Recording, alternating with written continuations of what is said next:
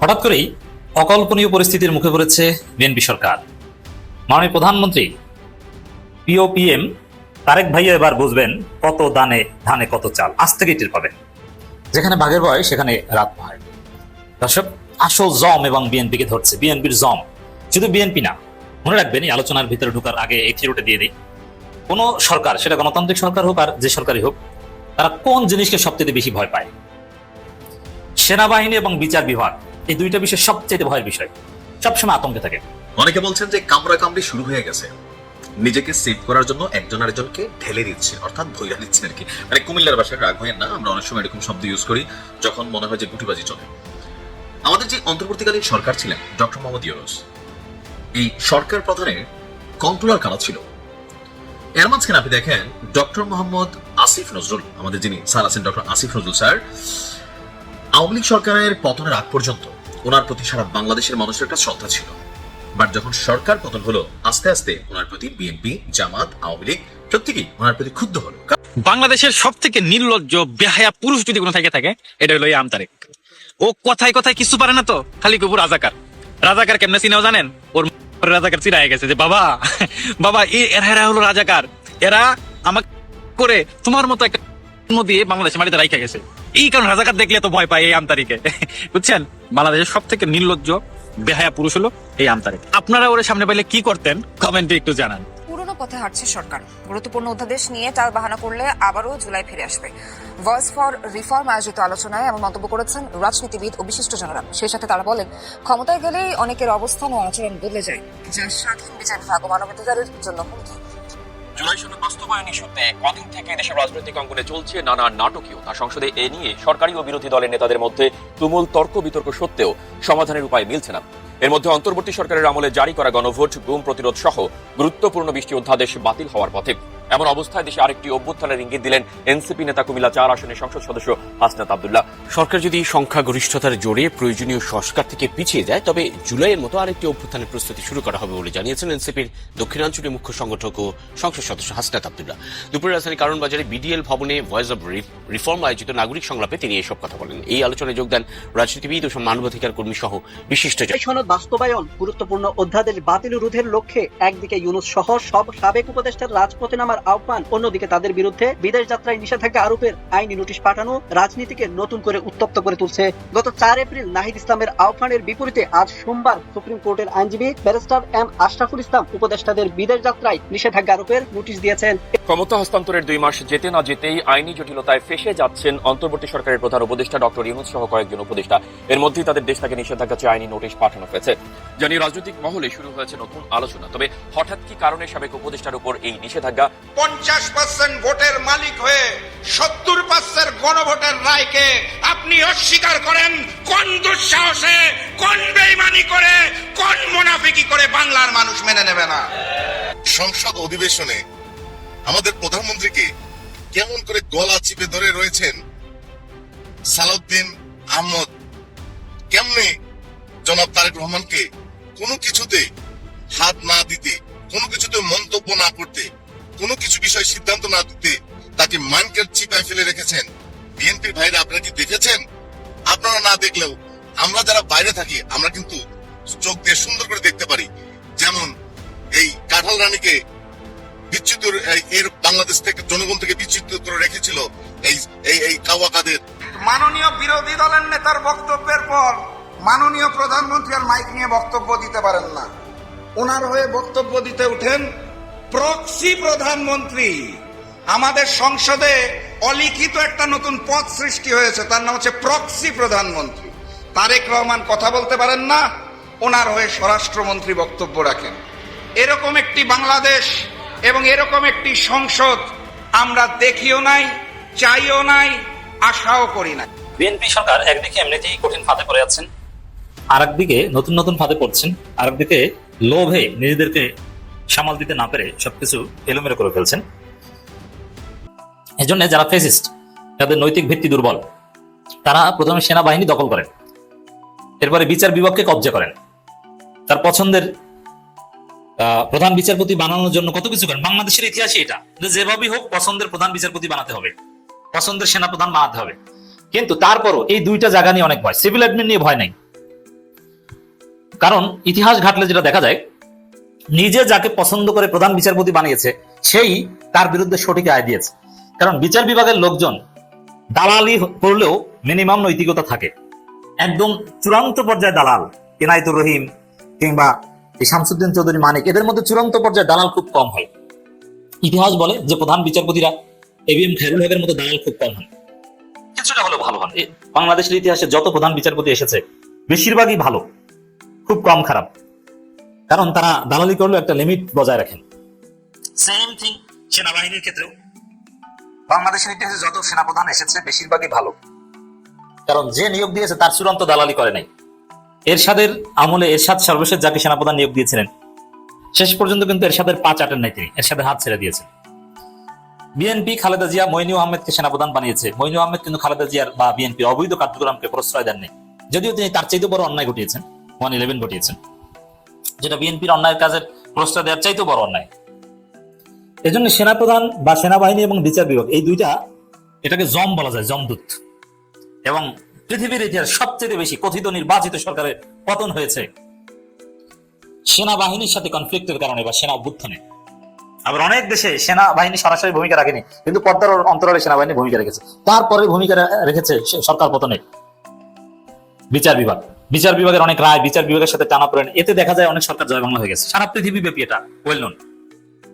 কিন্তু পুলিশ প্রধানের সাথে ঝামেলা, কোন এলিট ফোর্সের সাথে ঝামেলা, অমুক বাহিনীর তমুক বাহিনীর সাথে ঝামেলায় কোনোদিন কিছু হয়েছে এরকম কোন এক্সাম্পল নাই।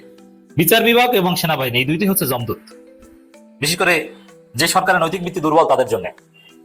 এখন তারেক রহমান এমনিতেই সেনাবাহিনী নিয়ে সবসময় চিন্তিত থাকেন, কারণ সেনাবাহিনীর সাথে 2007 সালে তার একটা ঘটনা ঘটে গেছে এবং সেনাবাহিনীর কাছেই তার মুসলিমের সম্পর্কিত বিষয় আছে, মার্কিন যুক্তরাষ্ট্র এখানে জড়িত। আর বিচার বিভাগকে কবজা করতে চায়, কিন্তু বিচার বিভাগ কবজা করতে পারছে না। এইটি হচ্ছে আমার এই আলোচ্য বিষয়। ব্রেকিং নিউজ, এইমাত্র রায় প্রকাশ শিশির মনির ফেসবুক স্ট্যাটাস থেকে আপনাদের শোনাচ্ছি এবং বিভিন্ন গণমাধ্যমে এটা এসেছে। নিম্ন আদালতের নিয়ন্ত্রণ সুপ্রিম কোর্টের উপর ন্যস্ত থাকবে, রাষ্ট্রপতির উপর নয়। পৃথক বিচার বিভাগের সচিবালয় প্রতিষ্ঠার নির্দেশ। কেমন লাগে? এই যে দুইটা নির্দেশ দিয়েছে আদালত, এই দুই জায়গায় বিএনপি উল্টো কথা হাঁটছিল। বিএনপি পৃথক সচিবালয় প্রতিষ্ঠা করতে চায় না, এই অধ্যাদেশ বাতিল করেছে। বিএনপি পুরো বিচার বিভাগকে বিচারক নিয়োগ থেকে শুরু করে সবকিছু সরকারের হাতে রাখতে চেয়েছে, কিন্তু আদালত রায় দিয়েছে না, এগুলো করা যাবে না। নিম্ন আদালত থাকবে সুপ্রিম কোর্টের হাতে, আইনমন্ত্রী রায় লিখে দেবে নিম্ন আদালতের, এবং বিচারকদের কোথায় কি বদলি হবে নিজেদের মতো করে সব ঠিক করে দিবে না, এটা হবে না, এটা সম্পূর্ণ কোর্টের ব্যাপার।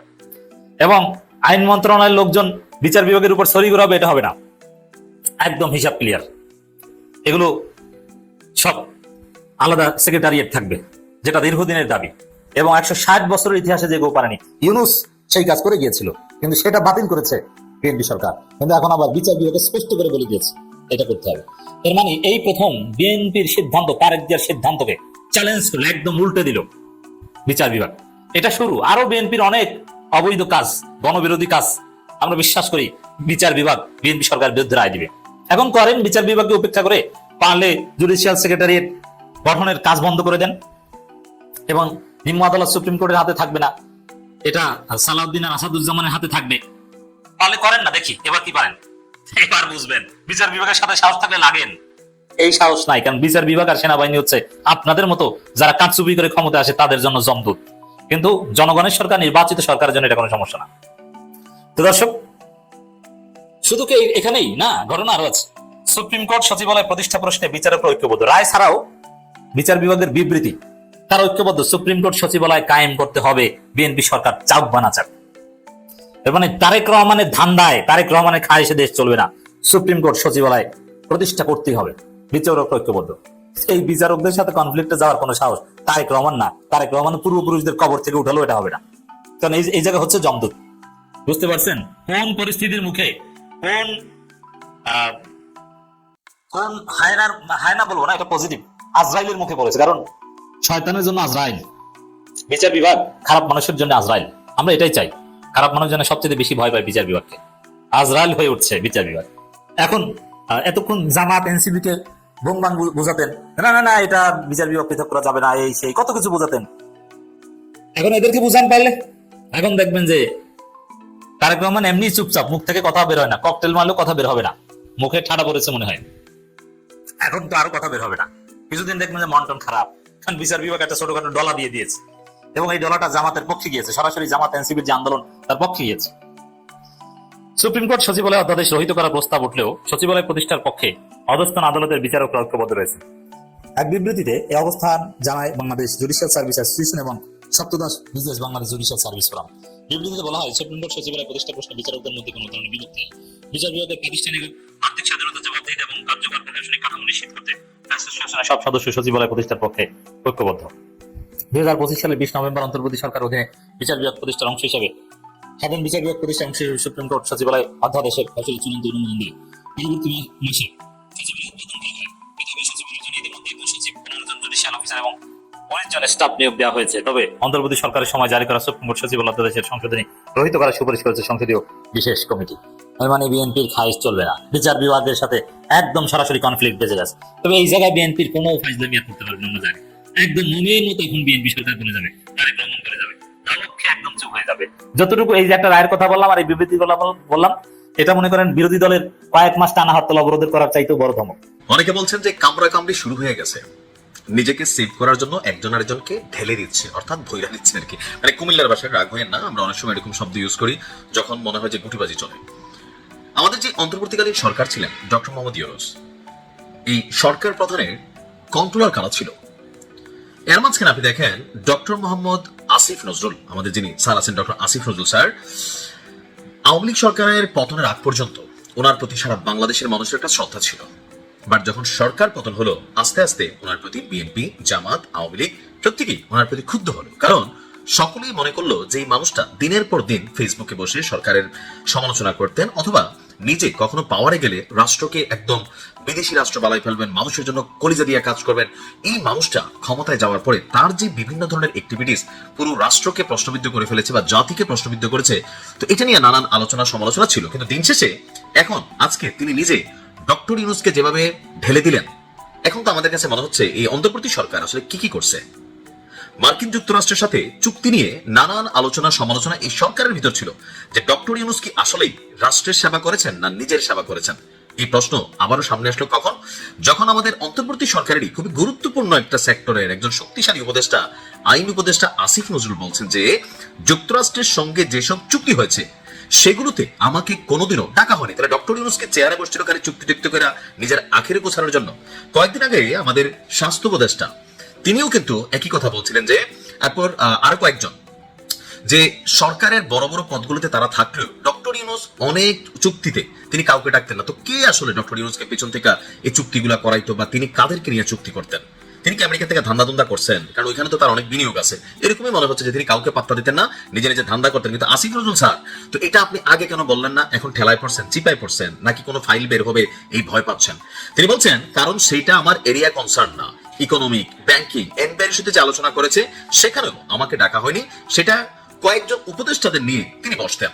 তো লিগ্যাল ইস্যুতে আমাকে ডাকা হতো, পলিটিক্যাল এবং সংস্কার ইস্যুতে আমাকে ডাকা হতো, এমনকি অনেক বড় বড় জায়গায় আমাকে ডাকতেন। তবে আমেরিকার সাথে চুক্তির ইস্যুতে তাকে ডাকা হয় নাই। তো আপনি তো আওয়ামী লীগ সরকারের সময় অনেক ইস্যুতে আপনি কথা বলতেন স্যার, এমনকি আমরা আপনাকে পছন্দ করতাম যে আপনি সত্যটা প্রকাশ করছেন, বলছেন। আপনি তথ্য দিয়েছেন দেশে প্রায় 26 লক্ষ ভারতীয় চাকরি করতেছে। তো আপনি এখন দূর থেকে এত কিছু জানতেন, এত তথ্য আপনার কাছে ছিল, কিন্তু ডক্টর ইউনূস মার্কিন যুক্তরাষ্ট্রের সাথে বিভিন্ন বিষয় চুক্তি করে ফেলতেছে, আপনি জানেন না এই কথাটা। তখন কেন আপনি বলেন নাই যে রাষ্ট্রের মধ্যে অনেক চুক্তি হচ্ছে যেগুলো সম্পর্কে আমরা কনসার্ন না? তখন জাতি আপনার পক্ষে দাঁড়াতো যে ডক্টর ইউনূসকে কে এই ক্ষমতা দিয়েছে বা কারা তার পেছনে কাজ করছেন যে তিনি রাষ্ট্রের অতি গুরুত্বপূর্ণ চুক্তিগুলো বিভিন্ন রাঘব বল দেশের সাথে করে ফেলতেছেন, যেখানে সরকারে থাকা অত্যন্ত গুরুত্বপূর্ণ পদে আপনারাই জানতেন না। এখন এই যে এখন একে অন্যের দোষ ত্রুটি বের করে দিচ্ছেন উপদেষ্টারা, সাধারণ মানুষের কাছে কি মনে হচ্ছে যে আপনারা সারা বছর রাজনীতিবিদদের গালাগালি করতেন, তো এখন আপনারা যেই 18 মাসের ক্ষমতায় বসলেন কত কিছু কইরা ফেললেন, কখনকার ডিপ স্টেট এখন নাম আসতেছে, আরো কত কিছু সমালোচনা আসতেছে। তো এখন বিবিসি বাংলাকে দেওয়া সাক্ষাৎকারে তিনি বলছিলেন যে একটা কিচেন ক্যাবিনেট ছিল ডক্টর ইউনূসের, সেই কিচেন ক্যাবিনেটে অনেক কিছুই আপনার হতো যেখানে যুক্তরাষ্ট্রের সঙ্গে চুক্তিগুলো আলোচনা হতো, কিন্তু সেখানে নাকি তাকে ডাকা নেই ডক্টর ইউনূস। তো আসিফ নজরুল বলেন বাংলাদেশের ইতিহাসে কোন সরকার আমলে কিচেন ক্যাবিনেট ছিল? কিচেন ক্যাবিনেটের সদস্য কেউ না কেউ কোনোভাবে ছিল, যারা দু একজন হয়তো ছিল না, তারা ওই বিষয়ে আমরা তো এত কিছু বুঝি না স্যার। আমরা তো জানি আপনি রাষ্ট্রের গুরুত্বপূর্ণ ইস্যু নিয়ে জনতার সামনে তথ্য প্রকাশ করেন। এখন এই যে ডক্টর ইউনূস কারি নিয়ে করতো, এখন তো ডক্টর ইউনূস চাপে পড়তেছে, তো ওনাকে ভরে দিচ্ছেন নাকি আসলে না কোনো ঝামেলা আপনাদের ভিতরে তৈরি হয়েছে, এখন এগুলো আস্তে আস্তে মুখ খোলা শুরু হচ্ছে, কোনটা? আমরা জানতে চাই কেন চুক্তি হয়েছে, কিভাবে চুক্তি হয়েছে, এটা থেকে রাষ্ট্রের স্বার্থ উদ্ধার হয়েছে, এত গোপনীয় ভাবে কেন হইলো, তড়িঘড়ি করে কেন হইলো, কে কত কামাইছেন? যদি নাই কামাই থাকেন কেন এখন এতদিন পরে বিএনপি আসার পরে আপনারা এগুলো তথ্য দিচ্ছেন? এখন তো বিএনপি সরকার বসে অনেক বাটে পড়ে গেছে, আপনারা তলে তলে অনেক চুক্তি করে ফেলছেন, আমরা একটু জানান। পালট হয়ে যাচ্ছে সবকিছু। হ্যাঁ, কেউ কোনো কথা রাখতেছে না, সবাই কেন জানি অতীত ভুলে যাইতেছে। ওই যে বাংলা সিনেমায় দেখেন না, গাছের সাথে ধাক্কা খায়া অতীত ভুলা যায়, ঠিক তেমনি সবাই অতীত ভুলা গেছে। আমাদের নেতারা, যেসব নেতারা অন ক্যামেরায় যা কিছু বলছে এখন সেগুলা নিজেরাই মানতেছে না। আমি জানি না ওনারা নিজেদের ভিডিও নিজেরা দেখে কিনা, বিশেষ করে এই সংবিধান নিয়া, জুলাই অভ্যুত্থান নিয়া, শেখ হাসিনাকে নিয়া, আওয়ামী লীগ নিয়া যেসব কথা ওনারা একটা টাইমে বলছে এখন কিন্তু তা মানতেছে না। পুরাটাই পল্টি খাওয়া, হ্যাঁ পুরাটাই পল্টি খাওয়া গেছে। যাই হোক, সংসদ ভবনের দিনে দিনে কিন্তু আকর্ষণ বাড়তেছে, চাহিদা বাড়তেছে, হ্যাঁ ভাই সেল বাড়তেছে, মানে ভিউ বাড়তেছে, কারণ ওইটার ভিতরে এক সে এক নাটক তৈরি হইতেছে। গতকালকে একটা নাটক দেখলাম, সেটা কেমন জানেন? জুলাই যোদ্ধারা আসছিলেন, ওই যে মেহমান খানায় বসছিল, ওনারা নাকি জুলাই সনদপত্র চায় না, এরকম কিছু। আবার আন্দালি পার্থ কথা বলতে যাচ্ছিল, পিছন থেকে ভুয়া ভুয়া এরকম আওয়াজ শোনা যাচ্ছিল, স্লোগান শোনা যাচ্ছিল। দেখেন সংসদ ভবন ধীরে ধীরে ধীরে ধীরে কোন দিকে যাইতেছে। আমি তো বিদেশের অনেক সংসদ ভবনে ভাই মারামারি দেখছি, হ্যাঁ চেয়ার ছোড়াছুড়ি দেখছি, এরে ও দৌড়াইতেছে। আমি জাপানেও দেখছি, ইন্ডিয়াতেও দেখছি, বহু জায়গায় এরকম ঘটনা দেখছি। বাংলাদেশে এরকম ঘটনা ঘটে নাই, আল্লাহ যেন এরকম ঘটনা না ঘটায় ভাই। দেখতে ভালো লাগবে না তো, তাই না? আর এটা একটা পবিত্র স্থান, এরকম অপবিত্র কাজ হোক এটা চাই না। তারপরে ভাই ওই ভুয়া ভুয়া ওইটা শোনার পর এটা তো ভাই হলো ভয়েস মব, হ্যাঁ ভয়েস দিয়া মব সৃষ্টি করা। ওইটা যখন শুনলাম তখন মনে হলো ফিজিক্যালি মব হয় কিনা, এরকম ভয় আছি ভাই। কারণ কি জানেন, যে কোনো সময় আপনি মেজাজ হারাইতে পারেন। কারণ আপনি দেখলেন আমি 5ই আগস্টের সঙ্গে সঙ্গে আমি যেসব কথা বলছি ঠিক কিছুদিন পর আমি ওই কথাগুলো মানতেছি না, তাহলে আপনি মিজাজ হারাবেন না আমার উপরে? তুমি মিথ্যাবাদী, এর আগে কি কইলা? আর আমি যদি বলি আমি বলি নাই, আপনি তো ভিডিও দেখাই দিবেন, প্রমাণ আছে তো। এরকম শত শত প্রমাণ থাকার পরও কেন জানি ওনারা চেঞ্জ হয়ে গেল, ওই কথার মধ্যে থাকতে পারলো না। এখন এই জন্যই মনে হয় প্রেশার আছে ভাই, চাপের মধ্যে আছে। চাপের মধ্যে আছে বোঝা যায় কিভাবে? দেখেন, এই সংসদে একটা নিয়ম আছে, বিরোধী দলের নেতা কোনো কথা বললে সরকারি দলের নেতা সেটা জবাব দিবে। কিন্তু আমরা প্রথম থেকে একটা জিনিস দেখে আসতেছি, সরকারি দলের নেতার পক্ষে, হ্যাঁ সরকারি দলের নেতার পক্ষে আমাদের স্বরাষ্ট্রমন্ত্রী মহোদয় বক্তব্য রাখে। এটাই আমরা বারবার দেখতেছি। কিছুক্ষণ আগে একটা ভিডিও দেখলাম, এটা নিয়ে বিরোধী দল থেকে প্রতিবাদ করছে যে মাননীয় স্পিকার এইটা কি, উনি কেন জবাব দিবে? আমরা তো জানতে চাই, মাননীয় প্রধানমন্ত্রীর মুখ থেকে কিছু শুনতে চাই, উনি কিছু বলুক, কিন্তু ওনার হয়ে কেন আরেকজন কথা বলবে? এরকম একটা ইঙ্গিত দিছে।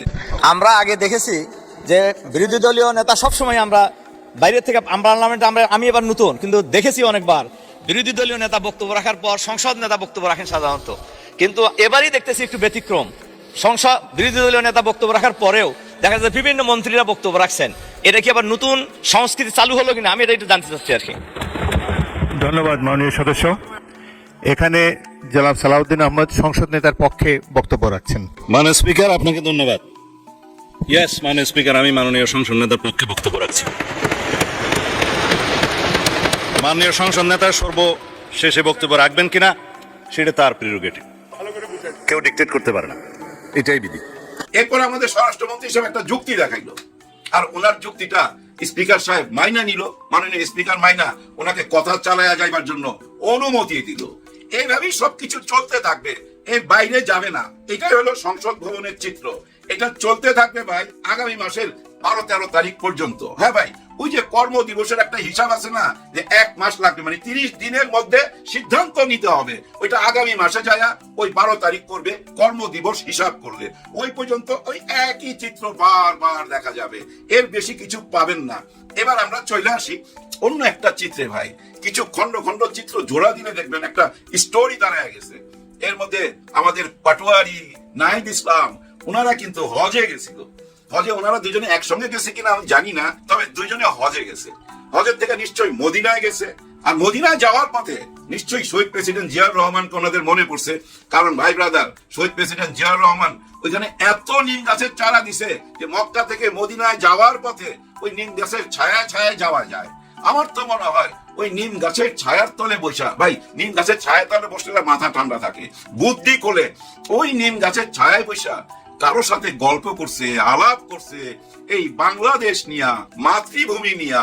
ভুলা গেলে হবে, ওরা তো কিংস পার্টি, আর ওই কিংস পার্টি নাহিদ ইসলাম নিশ্চয়ই অন্য দেশের কোন কিংস এর সাথে বৈশা আলাপ করছে, নিশ্চয়ই বাংলাদেশ থেকে বড় কিংস জানাই দিছে একটু আলাপ করো। কারণ কি, কেন বললাম এই কথাটা, দেখেন গেল হজে ঢাকা নাইমা এয়ারপোর্টের মধ্যে সাংবাদিকরা সব দাঁড়ায় ছিল, কেমনে জানলো জানি না, নামার পরে সাংবাদিকরা চারদিক থেকে ঘিরা ধরলো, মাইক সামনে দিল, উনি কি বক্তব্য দিল, ডক্টর ইউনূস স্যারকে রাস্তায় নাইমা জবাব দিতে হবে কেন আমরা এই প্রবলেমের মধ্যে আছি, জুলাই সনদপত্রের কি হইলো, আমাদের গণভোটের কি হইলো, এই জবাবগুলোই চাইছে মিডিয়ার কাছে। ডক্টর ইউনূসকে জবাব দিতে হবে, রাস্তায় নামতে হবে। খেয়াল করেন, এই পর্যন্ত রাখলাম। এরপরে দৃশ্যে আসেন, হাম নিয়ে একটা কথাবার্তা চলতেছে, শিশুরা মারা যাচ্ছে। আমাদের মাননীয় স্বরাষ্ট্রমন্ত্রী হঠাৎ করে বলল এই যে হামে শিশুরা মারা যাচ্ছে এটার পিছনে কারণ আছে। সে কারণ কি, অন্তর্বর্তীকালীন সরকার নিজের দায়িত্ব পালন করে নাই। সরকারি দায়িত্ব বেসরকারি খাতে কাউকে দেওয়া হয়েছে, তারা দায়িত্ব পালন করে নাই। বুঝছেন, উনি কিন্তু ডক্টর ইউনূসের দিকে আঙুল তুললো। খেয়াল করেন, ঠিক তার 2-3 দিনের মধ্যে আমরা দেখলাম কোন একজন ব্যারিস্টার যায়া উচ্চ আদালতে নালিশ করলো, অর্থাৎ রিট আবেদন করলো যে ডক্টর ইউনূসের কারণে হামের ওষুধ পাওয়া যায় নাই, আজকে যে শিশুরা মারা যাচ্ছে এর পিছনে অন্তর্বর্তীকালীন সরকারের দায়িত্ব আছে। এর জন্য এরা যেন বিদেশে না যাইতে পারে, ওদের বিদেশে যাওয়া ক্যান্সেল করা হোক, তার মানে নজরে রাখা হোক, চোখে চোখে রাখা হোক।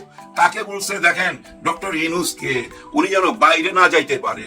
বাইরে গেলে প্রবলেমটা কি বুঝছেন, এই যে কয়েকদিন আগে দেখছেন না জাপানে গেছিল, জাপানে উনি যে অ্যালবামটা উপহার দিছিল ওখানে কি লেখা ছিল, হাল ছিল না বন্ধু, হাল ছিল না, এরকম অ্যালবামই তো দিচ্ছে। তাতে কি বোঝা যাচ্ছে না উনি এই জুলাই গণ অভ্যুত্থান নিয়ে আন্তর্জাতিক ময়দানে নিজেই গোপনে গোপনে লবিং করতেছে, সবাইকে জানাচ্ছে। এইটাই বুঝা ফেলাইছে এই বর্তমানের ডিপ স্টেট। ওনারা বুঝা ফেলাইছে ডক্টর ইউনূস কয়েকদিন পর পরই বিদেশ যাবে, বিদেশ যায় গোপনে গোপনে মেটিকুলাস ডিজাইন কইরা কিছু একটা করতে যাচ্ছে, এরকম একটা সন্দেহ চলে আসছে। তো বুঝেন না, ওই অ্যালবাম ধরে মহিলার সাথে ছবি তুলা উনি নিজের আইডির মধ্যেই তো পোস্ট করছে, বুঝাই দিছে তো ভাই, বুঝাই দিছে, কোনো লুকোচুরি না। এতে কি বোঝা যায় না ডক্টর ইউনূস স্যার আসলেই জুলাইয়ের সাথে কোনো বেইমানি করে নাই ভাই, কোনো বেইমানি করে নাই। অনেকেই বলে না যে উনি ক্ষমতা দিয়া চলে গেছে, উনি এই নির্বাচনের কারচুপির সঙ্গে জড়িত, না উনি কিছু জানে না।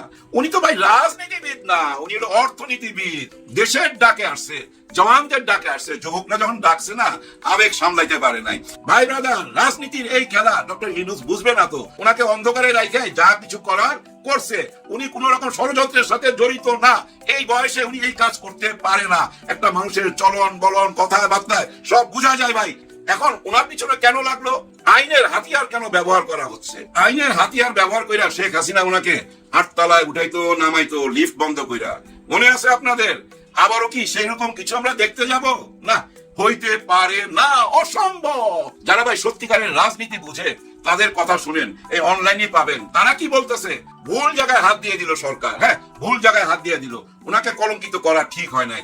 এই যে হামের ব্যাপারটা, ভাই ব্রাদার আপনারাই বলেন, উনি জেনে শুনে এরকম কোন কাজ করবে যে কারণে শিশুরা মারা যাবে? আর এই যে হাম হবে, উনি কি জানতো? স্বাস্থ্যমন্ত্রী যে ছিল আমরা তাকে ধরতে পারি, কিন্তু একদম গড় পর্দা দেখেন সবাইকেই নিষিদ্ধ করতে যাচ্ছে বিদেশ যাওয়া। ব্রিগেডিয়ার সাখাওয়াত হোসেন অ্যারেস্ট হচ্ছে এরকম কথা শুনতেছি। আমাদের যে ফিল্ম ডাইরেক্টর ফারুকি সাহেব উনিও নাকি অ্যারেস্ট হবে এরকম কথা শুনতেছি। আবার এদিকে দেখেন বিবিসির কাছে আসিফ নজরুল সাহেব মুখ খুলছে, অনেক কথাই বলছে। ডক্টর ইউনূস অনেক কথা বলতে চায়, উনি যেন না বলে তার জন্য এই চাপ সৃষ্টি করা, আইনের হাতিয়ার দেখানো, ভয় দেখানো। আমাদের কাছে হাতিয়ার আছে, বেশি কথা বইল না, তাহলে ওই 8 তলায় উঠামু আর নামামু, এরকমই ভয় দেখানো। কিন্তু এটা বিদেশে কি বার্তা যাচ্ছে? ডক্টর ইউনূস কি ঢাকায় বসে থাকবে, বিদেশের সঙ্গে যোগাযোগ করতে পারবে না? ওনার লোকজন নাই, নিম গাছের তলে বসে কথা বলার লোক আছে, তো আটকাইতে পারবেন না। সম্মানীয় লোকের সম্মান হানি করেন না, সম্মান দিতে শিখেন, তাহলে নিজেরাও সম্মান পাবেন। হ্যাঁ ভাই, উপরওয়ালাই আপনাকে সম্মানিত করবে। আর যদি আপনি কাউকে অন্যায়ভাবে অসম্মানিত করেন, উপরওয়ালা কখন যে আপনাকে ধ্বংস করে দিবে আপনি টের পাবেন না, একদম টের পাবেন না। শেখ হাসিনা 5ই আগস্টের দুপুরের খাওয়াটাও খাইয়া যাইতে পারে না। হ্যাঁ ভাই, রিজিকটা ছিল না এখানে, দিল্লিতে রিজিক ছিল, ওইখানে চলে যাইতে হয়েছে। এগুলো সব উপরওয়ালার খেলা। এত আঘাত দিয়েন না। 1/3 মেজরিটি নিয়ে যদি এই সংসদে আসতে পারি তাহলে আমরাই এই সংবিধান সংস্কার করব। ওনারাই বলছে, কেন বলছে? ওই যে বেগম খালেদা জিয়া বইলা গেছিল এই সংস্কার ছুঁড়া ফেলতে হবে। এখন দেখেন মা ওয়ারিশ কইরা গেছে এই সংবিধান। এখন দেখেন মা ওয়ারিশ কইরা গেছে। হ্যাঁ, মা তো ওয়ারিশ কইরা গেছে এই সংবিধান তুমি ক্ষমতা আইসা ফালাই দিও বাবা। হ্যাঁ ভাই, নিজের সন্তানের কাছে মা ওয়ারিশ কইরা গেছে। এখন ছেলে কি ওই সংবিধান ধরে রাখবে? নিশ্চয়ই ফেলে দিবে। এইটাই তো হওয়া স্বাভাবিক ছিল, তাই না? যেমন বাবা ওয়ারিশ কইরা গেছে 77 সালে হ্যাঁ না ভোট, গণভোট, ওইটাও তো ওয়ারিশ কইরা গেছে। সেটাও কি সন্তান পালন করবে না? আমরা যে একই তফসিলের মধ্যে 2টা ভোট দিল, তফসিলের মধ্যে তো 2টা ভোট ছিল, একটা মানবেন আরেকটা মানবেন না, তাহলে তো তফসিলই মানা হলো না, সবকিছুই তো অবৈধ হয়ে গেল, তাই না? যার জন্য জানেন ধীরে ধীরে প্রতিবাদ হচ্ছে ভাই। খুলনায় দেখলাম ছাত্র শিবির নামে গেছে। এত ছাত্র শিবির খুলনায় থাকে এটা তো আমি আগে কল্পনাই করি নাই। এইভাবে ধীরে ধীরে আরো প্রতিবাদ বাড়তে থাকবে। জানি না সরকারের মনে কি আছে, তবে